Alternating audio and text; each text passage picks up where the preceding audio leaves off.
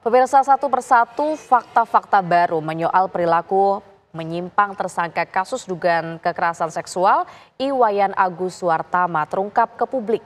Kesaksian sejumlah orang yang telah lama mengenal Agus hingga jejak digital berupa rekaman video viral di ranah maya. Masihkah Agus berkesempatan untuk berkelit?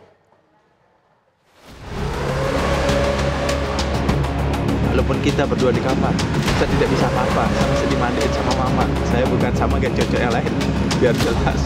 Karena cocok itu hanya manfaatin kan?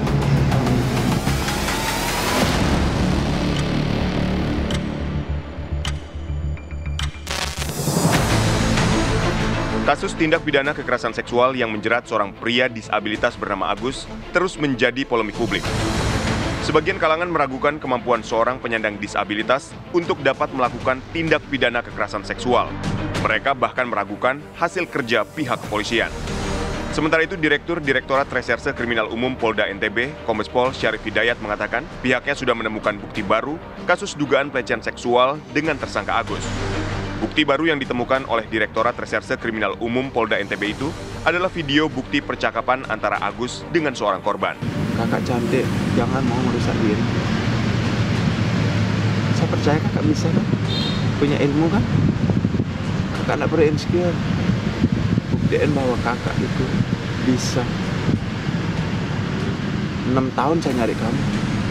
Tanpa saya sadarin kemana saya nyari orang yang bisa mengerti, tidak saya tahu di mana. Entah hati saya kenapa jatuh di sini deh. Saya tidak senang orang lemah, lap air mata itu. Luntur pupurannya, nanti kayak apa mau ke kampus. Kakak bersihin diri, sampai kakak mau sholat pasti tidak bisa sholat. Karena ada ganjalan. Kakak kan perjuangan kakak, ya Allah. Hanya hidup sendiri dan berjuang sendiri. Benar tak? Nekat gara-gara hal sepele. Kakak mau nekat lagi? Bisa tidak aku minta jangan nekat? Cobalah. Karena kakak, sumpah. Nyawa saya kasih kakak, biar kakak tahu bahwa kakak itu berarti bagi dunia ini. Kakak akan jadi orang yang tertinggi besok. Saya bukan mengarang, buktiin kalau saya bohong. Kapanpun kamu ketemu saya, kamu bisa bunuh saya. Tapi kumohon kakak, setengah percaya, sedikit percaya. Itu pikiranmu sekarang. Karena kamu baru kenal saya bisa baca langsung kok. Bingung kenapa saya ngomong gini, kamu kira saya sama modus sama kayak cowok yang lain? Benar kan? Modus iya, ikut gini. Buktinya dia ngerusak kamu. Gitu. Saya langsung to the point. Biar kamu tidak bilang saya ngerusak. Daka itu nanti masih sasak. Bahasa Indonesia ya. Walaupun kita berdua di kamar, saya tidak bisa apa-apa, saya masih dimandiin sama mama. Saya bukan sama kayak cowok yang lain. Biar jelas. Karena cowok itu hanya manfaatin kan? Kamu. Dari mana saya tahu?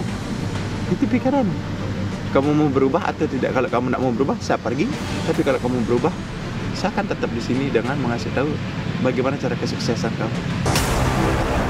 Dalam video berdurasi sekitar 3 menit itu, terdengar percakapan antara Agus dengan seorang yang diduga akan menjadi sasaran Agus. Agus dalam video tersebut terdengar lihai merayu korban dengan cara mengungkit-ungkit masa lalu korban, seolah-olah ia mengetahui masa lalu korban dengan pacarnya. Kombes Pol Syarif Hidayat menyebut, rekaman video yang sudah dilakukan uji forensik digital itu menjadi bukti bahwa memang ada interaksi antara Agus sebagai pelaku dengan korban. Berkembang ke sini, ternyata ada saksi satu yang memang pernah hampir mengalami yang sama, dan ini sudah kita berita acara pemeriksaan. Dia ternyata pada saat perkenalan merekam. Si korbannya tapi merekam, ini bukan pelaku, korban merekam, direkamlah bahwa ada kalimat manipulatif segala macam untuk ini. Dan rekamannya itu sudah serahkan kepada kita saat ini, dan saat ini kita akan untuk angkat rekaman itu melalui IT-nya teman kita di Krimsus. Dalam video ini terdengar kalimat-kalimat manipulatif Agus yang memanfaatkan kelemahan korban. Dugaan kasus kekerasan seksual dilakukan Agus pada 7 Oktober 2024 lalu dan terungkap setelah korban membuat laporan. Akibat perbuatannya, Agus ditetapkan sebagai tersangka dan dijerat pasal 6C Undang-Undang Nomor 12 Tahun 2020 tentang tindak pidana kekerasan seksual. Berdasarkan hasil penyelidikan polisi, kasus kekerasan seksual dilakukan Agus di sebuah homestay yang terletak di Kota Mataram. Di homestay tersebut terdapat 10 kamar yang berderet di depan dan di belakang. Diduga korban kekerasan seksual yang dilakukan oleh Agus lebih dari 1 orang dengan lokasi di homestay yang sama.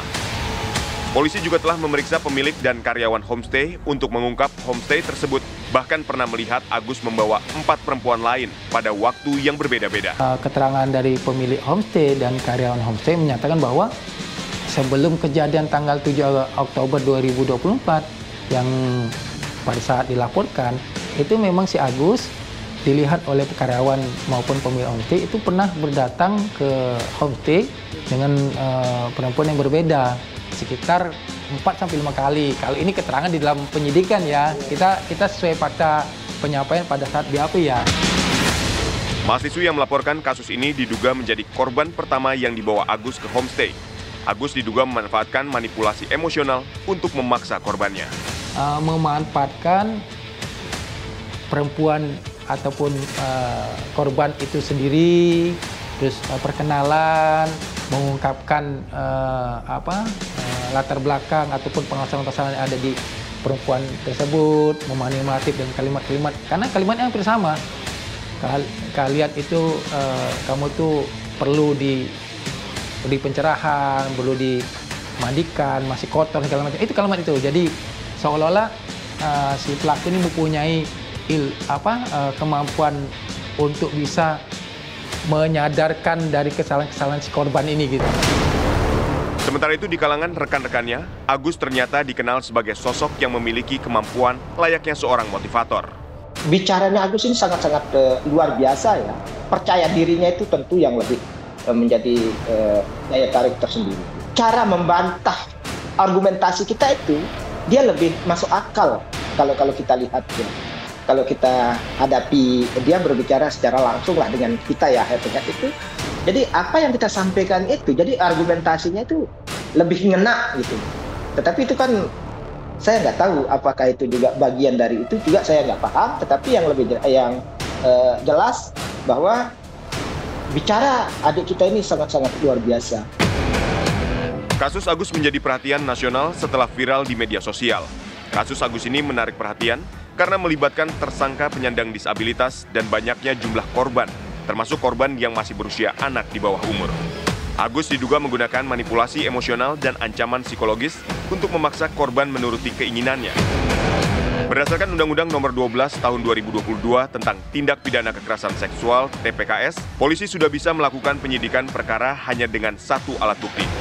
Dalam hal ini, pengakuan korban saja sudah dapat dijadikan alat bukti untuk melanjutkan proses hukum. Saksikan Benang Merah episode selanjutnya, Awas Sekstorsi dan Jerat Manipulasi.